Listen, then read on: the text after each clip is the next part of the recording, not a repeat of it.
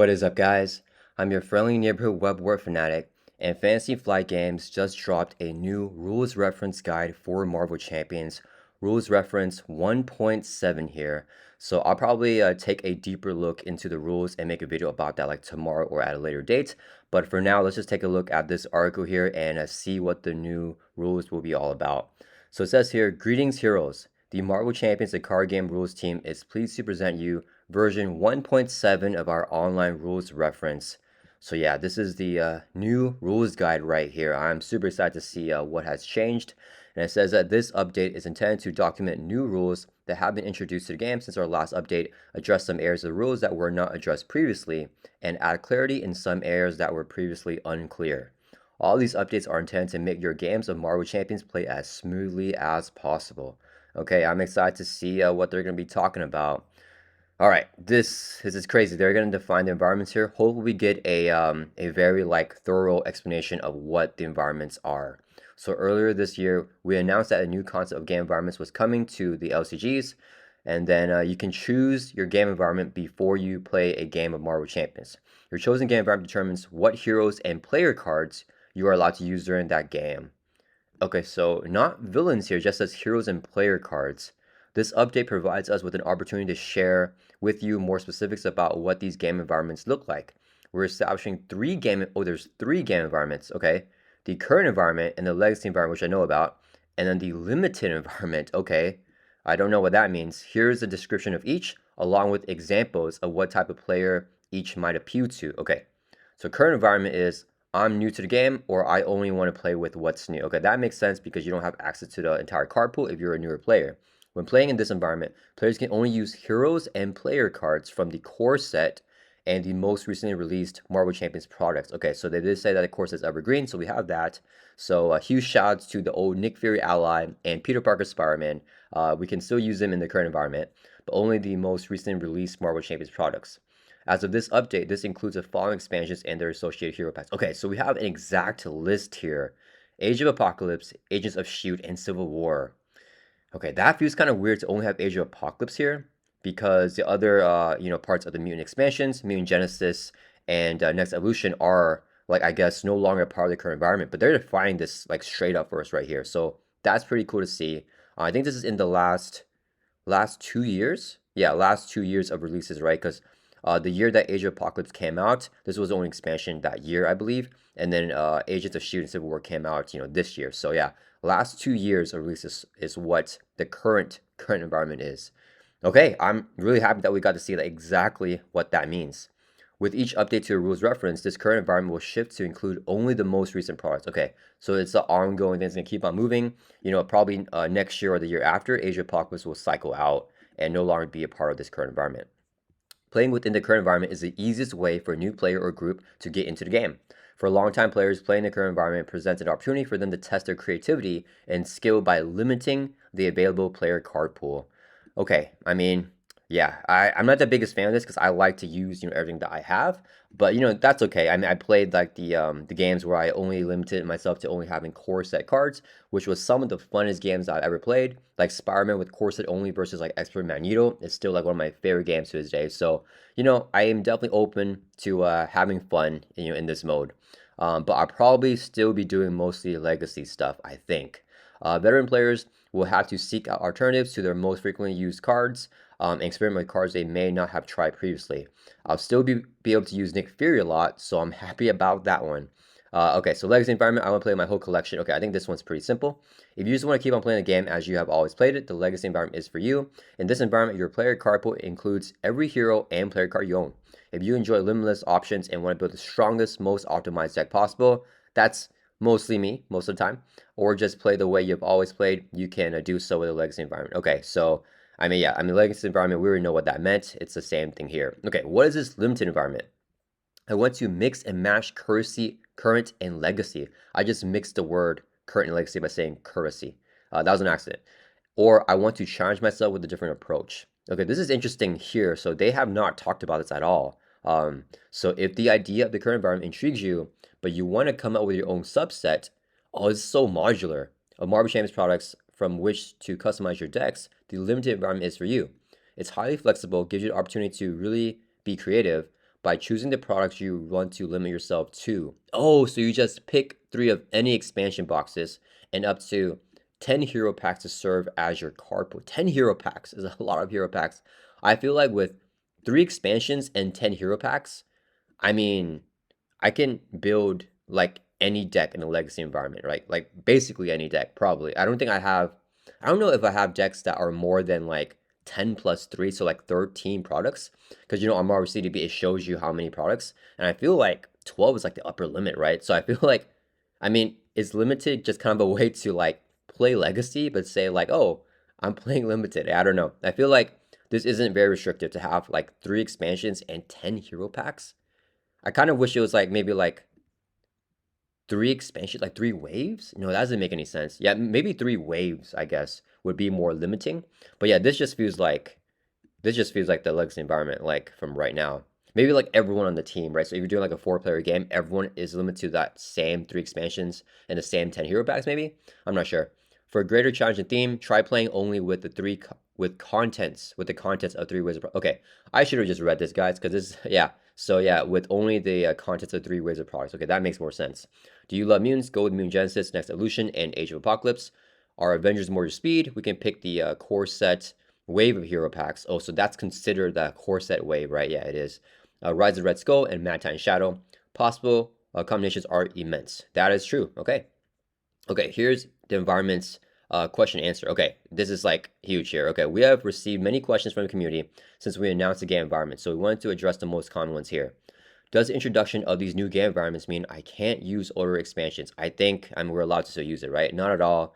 We'll continue to design new content for the game primarily with the current environment in mind, but everything will always be backwards compatible, and we encourage you to play whatever you want. Yeah, only limit yourself to the current environment if you want to. Will Fantasy Flight games or later expansion ever require me to play using the current environment? Okay, so it's never going to be required. That's cool because a lot of like, TCGs, they'll have like tournaments where it's just like, the rotation or like the current environment, right? So that's cool that we can always, I mean, this is not a competitive game, so it makes sense that you can always do what you want. Yeah, if you only want to use the newest cards, play current, or if you want a mix of both, try limited. Will the current environment content always be compatible with legacy? I'm hoping, yeah, absolutely. Okay, that is still good to hear. Yeah, it's always going to be backwards compatible. Does my chosen game environment limit which scenarios or modules I can use? Okay, that's why I said that no. Game environments limit only your card pool when it comes to your player deck. So you're free to play any scenario using any modules. Okay, that's really interesting. So you can do like current environment and then face like, I don't know, the Red Skull or like Zola from like, wave one, even though they're rotated out. So, okay, I like that. Ronin and Venom Goblin will always be a part of the current environment. So you guys know I'm a fan of those. Those are 2 of my favorite villains in the game. So, okay, uniqueness. So there's a unique rule in Marvel Champions, and yeah, but thematically in the comics, there are multiple characters that are both Peter Parker, Spider-Man, and then they can coexist, but Marvel Champions they cannot. So I wonder if they're gonna change that. That would be crazy. I'm a fan of that if they do change it. So previous rules, we define uniqueness in a way that worked for the game early in its lifetime, but as we've added more versions of the same characters, yeah, it's gotten more and more complex, and there's so many characters with the same name. How many Peter Parkers are there? There's like the basic one, the justice one, and the hero. Is there just 3 guys? Oh man, I wonder if I'm forgetting one. Yeah, I feel like there's 3 Peter Parkers, right? So we can't use a justice ally or the basic one if you're playing as the hero. Um, we decided to give the unique rules a major overhaul to simplify them. Okay, is that just no more unique rules? Let me see. Okay, so to determine if 2 cards match for purpose of uniqueness, you compare them in one of 2 ways. If neither card is an identity, if neither card is an identity and neither has a subtitle, you compare their title to see if they match. So 2 copies of Yarm Yorm, Yarm Yorm is unique, match each other, as do the Jessica Jones ally and the Jessica Jones minion. Neither card. So if they match, we can't do them, right? If either card has a subtitle or is an identity, you compare its subtitle or alter ego title to the other card's title, subtitle, and alter ego title, if any. I think that this is the same as before. If any of the 3 are the same, those 2 cards are considered to match. Okay, so I don't think anything's changed here, right? For example, the Black Panther identity card from the core set and T'Challa ally from the Shuri hero pack, right? And the Black Panther leadership ally from War Machine's hero pack are all considered a match. Yeah, okay, so Nothing's changed there. Let's see what happens. There is one matching situation where we chose to explicitly allow. Okay, so they changed this one. They are gonna allow multiples of the same character to be in play. When is the situation? Because I feel like they named a lot here. When comparing, oh, identities to villains. Okay, that's cool. So in case you guys do not know, when you're playing like the Nebula hero, you're not technically allowed to face a Nebula villain because it's like the same name. But now you can do it, which makes sense because Civil War introduced a bunch of Civil War leaders, villains that like essentially have like the same titles as heroes, like Captain America, Iron Man. And you guys know I've done all those mirror matches on my channel. Like I love the Captain America versus Captain America, Nebula versus Nebula, Vision versus Vision, all of that. So it was illegal whenever I did it, but now it's technically legal to do that. Okay. All right. That's cool. Yeah, they're just listing matchups that I love and enjoy here.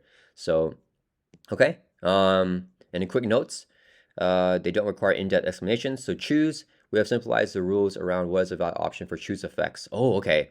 Rather than requiring players to choose an option, they can. No way. We can now choose any option. Guys, I cannot tell you as long as the option has at least, oh, it has to have at least one valid target. Okay. The biggest confusion with this is claw, guys. Like, yeah, I'm gonna actually pull it up. The claw cards are like one of the most confusing things with this. So we're at the core set here on Hall of Heroes. I'm gonna scroll down to claw really quick. So let me see. What is the card? It is Sonic Boom. Oh, this card is nasty. Okay, so Sonic Boom here. When reviewed, either spend one of each resource type or exhaust each character you control. And I've done this where like if I have two characters like my identity and an ally, but my identity is already exhausted, I cannot exhaust each character I control. I cannot exhaust just the ally and consider this effect like fulfilled if you're playing by the old rules. You have to spend all three resource types if you have all of them to spend because you can't exhaust each character, just one of the characters, right? But now this is a huge thing for the player because now as long as there's one valid target, we can pick any option that we want. So even if all my characters are exhausted except for like one ally, I can pick the one to exhaust each character I control and just exhaust the one ally because that's a valid target for it and don't have to spend all three resource types. So that means that if I only have one energy and I don't have these resource types right here, like my whole entire hand is full of energy resources, and I have a bunch of allies in play and my identity that can be exhausted, I can pick the one to spend the three resource types and only spend energy. Okay, this is a huge buff for games, guys. I mean, I like it though, just because I don't like kind of grim ruling, like I have to pick the worst one for myself. So I think that I'm a huge fan of this actually. I'm a huge fan. Ownership and control. The rules did not previously address situations where cards enter out of play areas under the control of someone other than their owner, such as a cosmic entity event cards from Mad Titan Shadow. Okay, so now there are conditions where a card will revert back to the owner's control. Okay, so in all other cases, so like these cards go into the encounter deck, basically. So control of the card remains constant. This means that a cosmic entity card that is resolved as a boost card is discarded to the encounter discard pile, not the owner discard pile. Okay, I can't really think of another situation other than the cosmic entity cards where this would apply to. But yeah, okay, so you just always okay, so we have now made it to where a card will revert back to its owner's control. Oh, so this is like in all other cases, the control of the card remains constant. So like there's a certain case, so they like specify that I think in the actual rules reference. In our previous update to this section, shut off card interactions that are intended part of the design, like Pyromaniac, searching and reviewing the Pyro minion, when a card that has the same name is also part of the same encounter set. To enable these interactions once more, we have removed the requirement that the name card belong to the same encounter set, and instead added a separate level of referential abilities. Oh, that sounds kind of confusing. That looks only at encounter cards for encounter card abilities or player cards for player card abilities. Know that there is still a level for identity-specific cards, so you cannot ready your Venom ally using your run and gun. Okay. Review. We have established a stepwise process for revealing encounter cards in order to clear up any timing issues. Okay, errata. Most of the card errata in this update are technical in nature. Okay, so how long have we waited for Magneto's main scheme errata? Okay, the order of resolution and 4 responses of the main schemes for the Magneto scenario being reviewed, place additional mana counters on the main scheme, share the ability again. Okay, these effects now remove the mana counters before revealing encounter card. Okay, yeah, so like Still to this day, every Magneto player that I ask, there's someone that's asking me why don't I like I'm or they tell me that I'm playing it wrong, telling me like why do I remove the counters first before I start milling, because that was secretly errata. And in Fantasy Flight Games, plays of Magneto on their channel, they did it that way. So that's just the way that I was doing, and they officially ruled it that way as well, on Hall of Heroes. So I've been playing it that way, but now it's been officially, put in the rule book. Okay, shout out to Villain Theory here for the suit up ruling. And we already know about this from what Villain Theory reported, that you can get any upgrade that can attach to any ally when you play suit up here, so that's cool. Mach 4, the minion, not allowing characters with the arrow trait to defense attacks, was intended to include allies, but allies do not technically make base defenses as they do not have a defense stat. So it is supposed to include allies now. I think that's what it's saying. S.H.I.E.L.D. Deputy from Winter Soldier. Some copies of this card were printed with the max one per player without the max one per player limit. Oh, okay, yeah. So of course we already know that S.H.I.E.L.D. Deputy should be max one per player, just like the Honor Revenge and all that other stuff.